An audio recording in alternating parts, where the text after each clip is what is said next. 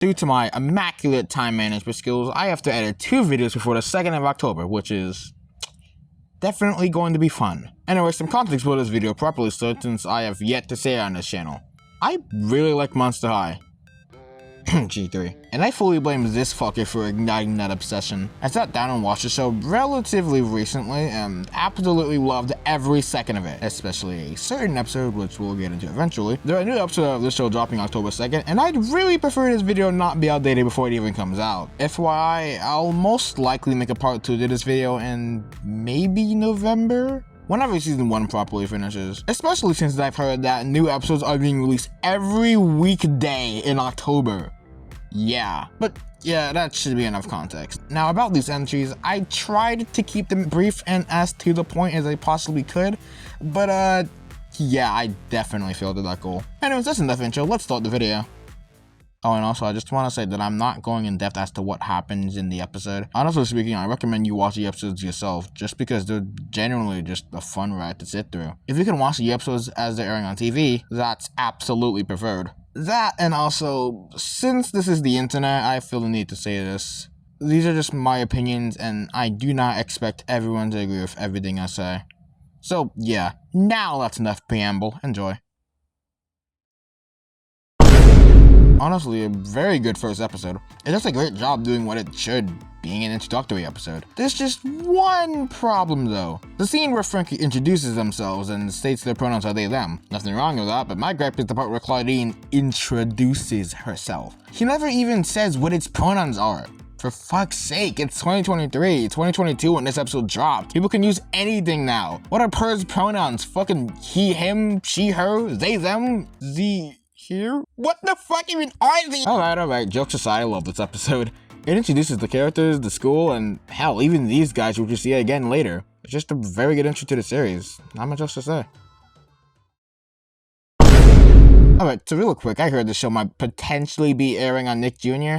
If so, let me just...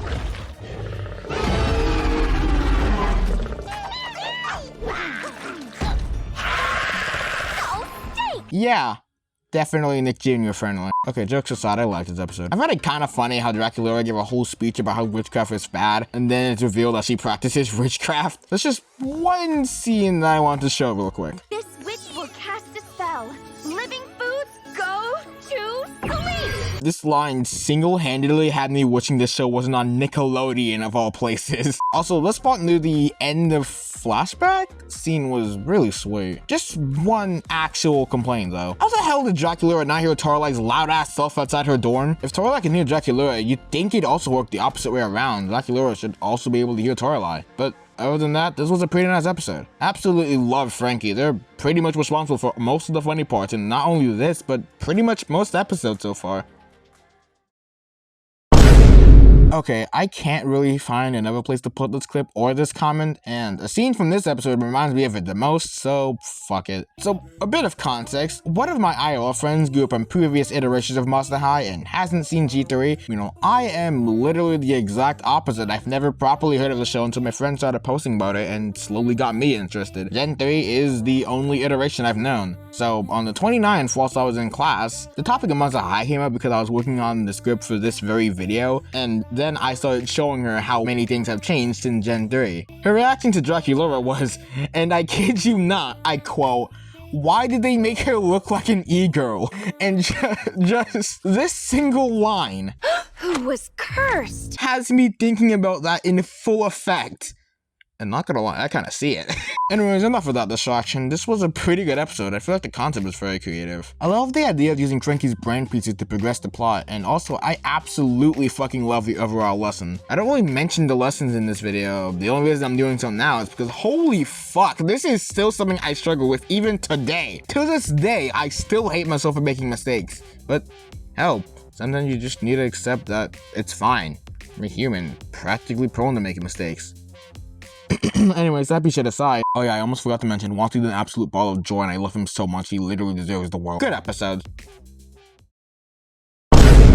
I kid you not, there were some episodes that I straight up couldn't remember anything from until I skimmed through them again for this video. This almost being one of them. I say almost because I actually did remember a scene from this episode, just I didn't know what episode they came from. It's alright. Although this one probably suffers the most from the case of forgettability, as I'm calling it, but whatever. Also, that ending sucked. Stop recording! Well, it's a Frankie-centered episode, I think.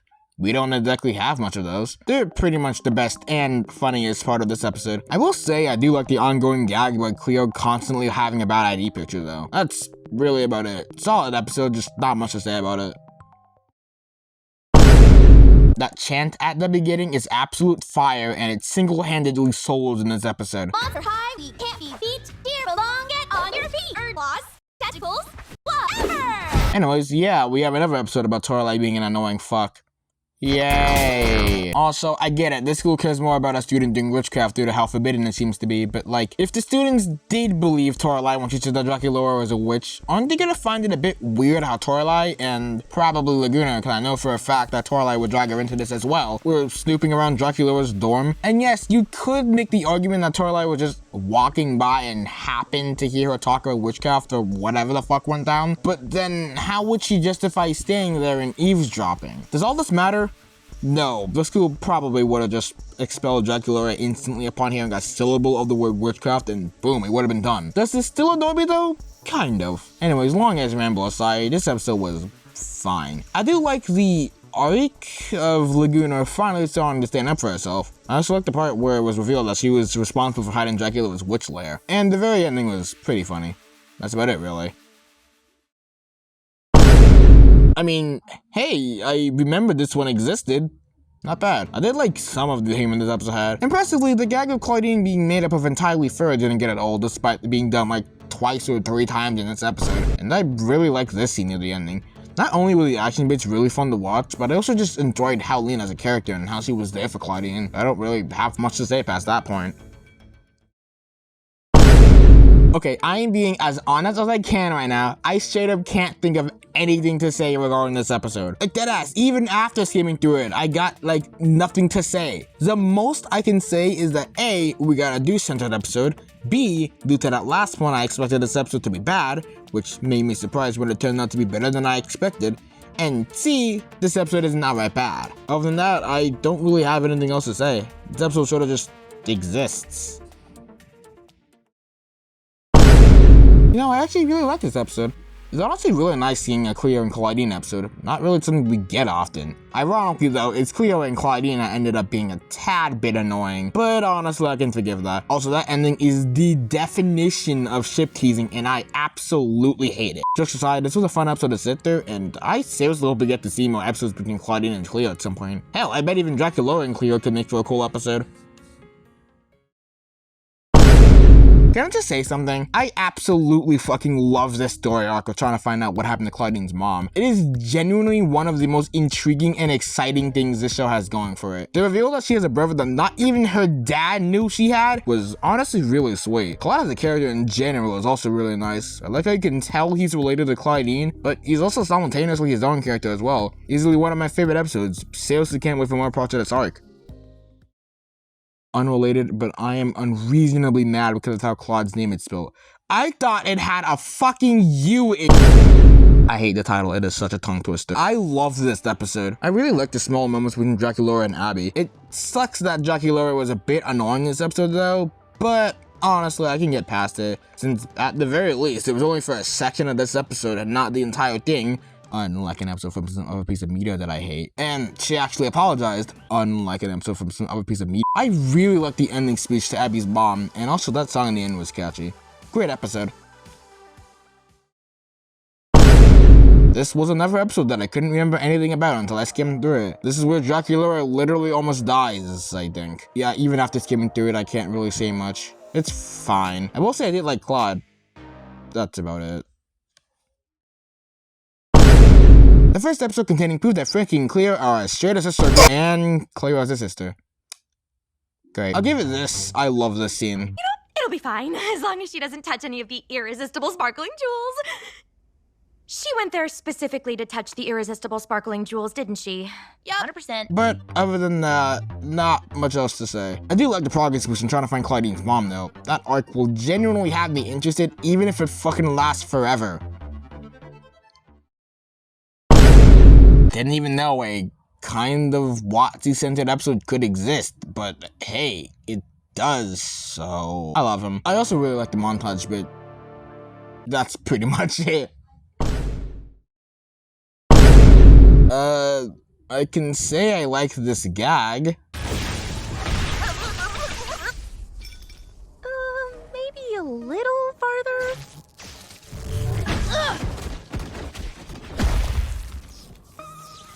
Sorry. Static cling. Again. But other than that, not much else to say. Just one complaint. I feel like it's mighty convenient that it's only at the very end of the episode that Count Fabulous revealed that it can shapeshift. Kind of make this episode feel a little tad bit pointless. I don't know though, maybe there's something I'm not getting here. Fine episode, just, I seriously don't have that much to say. Another episode I sort of relate to.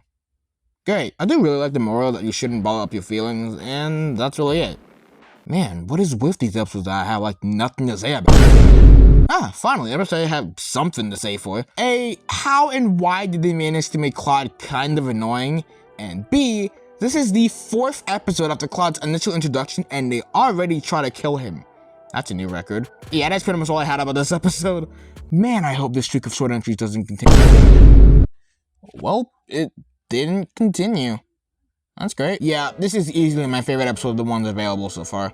I think you know why. Rewatching this episode is so extremely fun because straight up, or I guess gay up, they leave signs of Frankie and Cleo growing closer and closer throughout the whole episode, and it's just so much fun to watch it back and notice them all. From the Horoscares saying that precious monster will enter Cleo's life, to all the little moments the two have together. Hell, even Twilight was kind of likable in this episode. I didn't even know that was possible, but hey, they did it. Honestly speaking, upon first watching this episode, I was expecting this to be a super annoying watch. Yet, somehow, they managed to turn the slump of, oh, these characters believe something that clearly isn't real, but they fall for it anyways, into a super enjoyable watch. Although, that's probably just because of gay people. Monster did come into my life.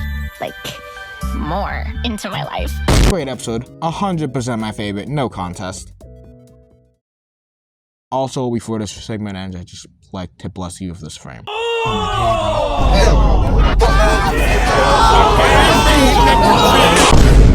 Okay, I'll admit, this episode had a few things that made me laugh. From their word for semester, Screammaster. to how they call New York, Boo York. to the break a leg joke. Break a leg monsters.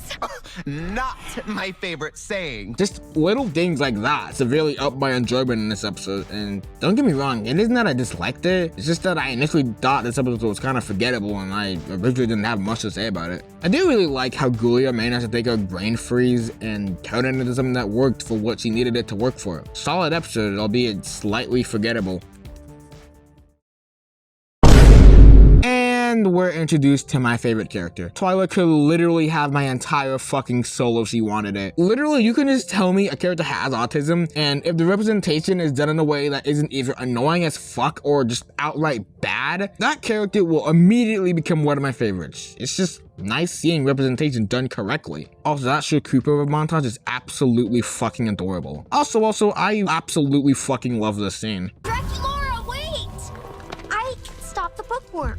And to do it, I need you to go. I know it's a lot to ask with your bet with Toralei, but I can save the books. Even if leaving didn't mean we'd lose the bet, we couldn't just leave you with that. You have to. Some monsters might need to be together to feel supported, but sometimes I need my friends to give me quiet space. And after this really fun creepover, we're friends now. I hope. Of course we are. And if you say we need to go, we need to go. Feel good about this decision. No lunch table's more important than supporting our friend. And you know, I'm also definitely pro saving the library from total destruction. Literally everything, from the music to just how fucking hard this scene hits. Literal perfection. Great episode, very likely my second favorite. Honestly, forgettable. Only things I can really say are, why does the bear speak? Why does they make him speak? This might be a joke complaint, but on God, no joke, that shit legit caught me extremely off guard while walking for the first time. That, and also, why didn't Frankie just ask Kuma more about the ritual? Like, they state it's because they think he'd guess they're trying to surprise him, but like, no? At most, I think he'd be under the impression that Frankie wanted to know more about the tradition. Nothing more, nothing less. But yeah, solid episode, I guess? Sort of forgettable, but it's alright. It's good, but still suffers from being kind of forgettable. Again. Also, this episode is just one big main character wants to make a movie out of nowhere. Characters helping Creepover make too many changes to the original idea they had. Main character gets mad, and so they tell everyone else about their frustration. They fix the movie, ending. Cliche. That's not exactly bad, but it feels like I've seen this concept like 10,000 times. And I really felt the need to mention that. I do really like the small scene Laguna and Twyla have together. Honestly, I kind of hope for more moments between the two of them in the future episodes. I also absolutely love this scene. Road techniques! But other than that, kind of forgettable episode. It isn't horrible though, so there's that. Okay, I need to say something real quick. Throughout the entirety of this episode, I could not stop thinking of Sadie from Steven Universe every single time Meowity said anything. That's because, as it turns out, they have the same voice actor. That is extremely fucking cool. I can't believe it's our first day and we're already in a van with the coolest name, the Hisfits! What? And Lars is still in space? Lars. At least he's some kind of alive. Anyways, this episode is alright. It sort of bothered me how they waited so long to try and make Toralei into a not bitchy character, but ignoring that small gripe, this is a pretty good episode. I actually unironically really liked the song in this episode, which I kind of hated because, well, I hated Toralei. Also, I absolutely love Laguna's healthy boundary line in the beginning. Good episode. Can't wait to see more of Toralei for the first time ever. Hopefully she becomes an actually good character now, but hey, only time will tell.